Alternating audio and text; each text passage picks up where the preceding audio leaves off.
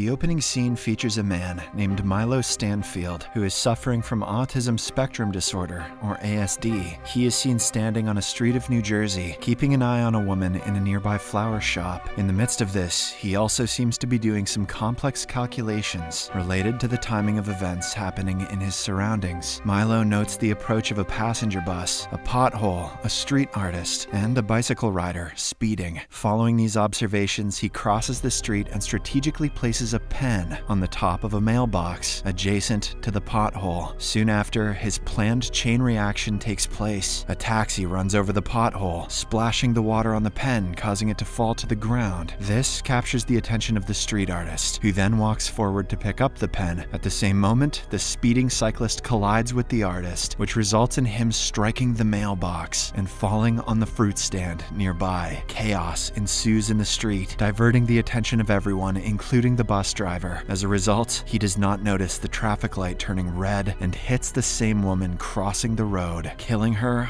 on the spot, and people say math isn't dangerous. Milo then walks away from the scene after confirming that his plan went smoothly. The scene then cuts to an FBI special agent, Olivia.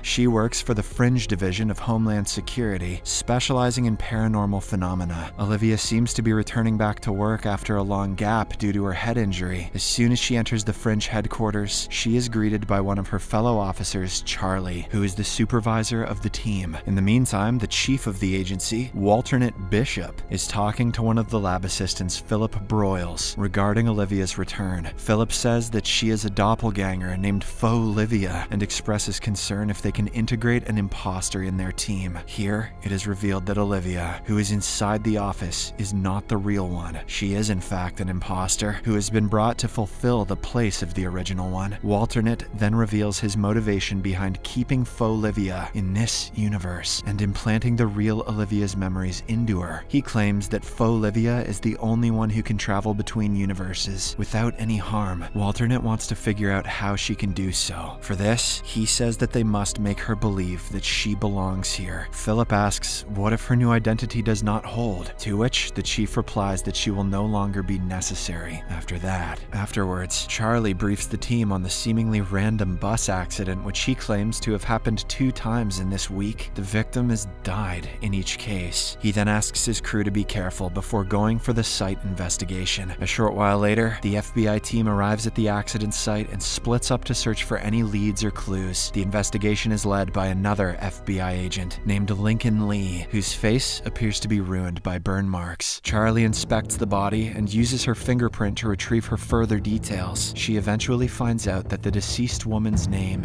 is Julian Foster. Meanwhile, Olivia questions the bus driver, who is shaken by the incident, as he has never even hit any birds or animals until now. Simultaneously, Agent Lee tests for any signs of environmental factors but finds nothing. However, he does find the same ballpoint pen at the scene. After inquiring with the eyewitnesses, Olivia approaches Agent Lee and tells him that the local artist had bent down to pick up the pen, during which he collided with the bicycle rider and fell into the fruit stand. Upon hearing this, Agent Lee speculates that the pen is the main element that created a sequence of reactions, ultimately leading to the victim's death. The next day at Fringe headquarters, Agent Lee and Charlie are trying to find out a connection between the bus accidents that happened in the 2 days. Agent Lee spots the same ballpoint pen in the photo of the first accident, which makes him even more convinced that someone has orchestrated the chain of events. Following this, they go to talk to a mathematician of the Fringe agency, Astrid, and tell her about the events. However, she claims that no human can carry out such a chain of events and mold it in his or her favor twice. Amidst their argument, another similar bus accident takes place, leaving Astrid in shock. 2 + 2 equals you get hit by a bus. The FBI agents immediately rush to the site and find that the victims are still alive this time. Upon questioning the bystanders, they learn that a dog suddenly crossed the road, causing the bus to lose control. Just then, Olivia notices a similar ballpoint pen rolling down in the ground, which makes her realize that the chain of events is not over yet. She looks around and spots a suspicious Milo looking down from an overhead bridge. Moments later, a man wearing earbuds walks walks forward to cross the street, only to be hit by an oncoming ambulance. I guess the paramedic needed to hit his quota. With her suspicions confirmed, Olivia alerts her team and races towards Milo. Seeing this, the latter instantly calculates another series of events and throws a bicycle off the bridge. This prompts a bus to change its path and drive right under the overhead bridge. Olivia holds him at gunpoint, threatening him to surrender, but Milo jumps off the bridge, lands on the bus's roof, and gets away. Milo is the bus whisperer. After this event, Milo returns home to find his sister Madeline worried for him. She tells him that she has been getting numerous calls from the hospital, but he ignores her. She then tries to convince him to surrender, claiming that he has gone way too far. However, Milo anticipates her actions and completes her sentences, effectively silencing her. Not long after, Madeline shows him a small plastic horse toy, a reminder from their mother. This makes him feel uneasy, and he walks away, saying that it is irrelevant now. On the other hand, Agent Lee is taken to the hospital for his regular skin checkup. Before entering the burn chamber, he asks Olivia to focus on finding commonalities among the 3 victims. Heeding his instructions, Olivia returns back to headquarters and starts talking to the witnesses of the accidents. After a bit of inspection, she discovers ties between the 3 victims and a medical center. All 3 of them were directly or indirectly related to this center. She shares her discovery with Charlie, and the two immediately head to this very medical center. Upon arriving there, Olivia notices that one set of patients are using the same ballpoint pens, as they are unable to cope with digital devices. iPads make them eye-mad. Later, they meet Dr. Levin, a chief doctor who recognizes all 3 victims of the bus accidents. After briefing them on some details about the victims, Dr. Levin explains that they have been helping mentally challenged patients with experimental processes to boost their intelligence. He also shows them video footage of their patients, in which Olivia spots Milo. Upon inquiring about him, Dr. Levin responds that he is one of their patients who also went through the same drug trial that boosted his IQ exponentially. He goes on to say that Milo was released from the hospital under supervision of his sister, and that he was scheduled to return back in order to reverse the experimental process. But now he is not responding to their calls, and he is killing everyone who is trying to take control of him. After learning about Milo's sister, the FBI agents decide to pay her a visit. Unbeknownst to them, Milo is keeping a close eye on Olivia, noting every single pattern of her movements and predicting her next move. Later on, Charlie and Olivia arrive at Milo's place, where they are greeted by Madeline. They ask her about Milo's whereabouts, but she claims to be unaware of them. Sensing that she is hiding something, the agents tell her about the crimes he has committed and how dangerous it is to let him roam free. While Charlie goes to investigate Milo's room, Olivia shares about her late sister, revealing how they used to care for one another. This comforts Madeline enough to share more details about her brother. She explains that Milo is able to predict the outcome of numerous events down to the smallest detail, and that she can break Milo's concentration only by showing him the toy horse. Whenever he sees Bullseye, he gets a Woody. Olivia eventually manages to persuade her to disclose anything she knows, emphasizing that they are concerned for civilians, as well as Milo's safety. Madeline then hands her a note revealing the location of the hotel that Milo is currently staying at. After this, Olivia and Charlie discuss plans with Astrid on how to capture Milo. However, they soon realize that any plan would be futile because he can predict their every move. As a result, they opt to approach the hotel directly without any backup. I don't know how that's going to help, but they know best. In the meantime, Milo is seen at his hotel room, looking down through the window and envisioning scenarios that are going to happen in the next few minutes. With his ability, he predicts that Olivia and Charlie will arrive soon and that they will chase him. He also calculates that he can kill Olivia by luring her through a marked zone of a construction site where the air is too thin and crushing her under a load of cement bricks. Just like he predicted, the 2 FBI agents arrive at the hotel and find Milo waiting for them in the street. He then runs towards the construction while the agents pursue him. Olivia, who is unaware of the warning signs for the thin air zone, races through it instead of of stopping to put on a respirator. This actually makes Milo's calculation wrong. He didn't think she'd be that dumb. In addition, she also dodges a pile of cemented bricks, which Milo assumed would crush her. The villain is shocked to witness his calculation going wrong and is ultimately caught by her. At this point in time, Olivia nearly asphyxiates herself due to the low level of oxygen, but thankfully, Charlie arrives in the nick of time and helps her with a breathing apparatus. In the aftermath of these events, Charlie asks Olivia about why she did not stop to put on a respirator, to which she responds that she did not recognize the warning sign. Later on, Olivia brings Madeline to the hospital, where Milo is seen interacting with a supercomputer. According to the doctor, the IQ-boosting drug has been in Milo's brain for too long, due to which they are unable to carry out the reversal process. Now, his mind has become so advanced that only machines can comprehend his thoughts. Saddened by this news, Madeline goes inside the room and leaves the toy horse in front of her brother. The same evening, Olivia is at her place when she experiences a vision of Peter, her boyfriend from another universe. He tells her that she does not belong to this universe. In order to back up his claim, he reminds how her lack of knowledge regarding this universe saved her life earlier. According to him, she would have died if she had recognized the warning signs and stopped there. Peter encourages her to try recalling all of her memories and also kisses her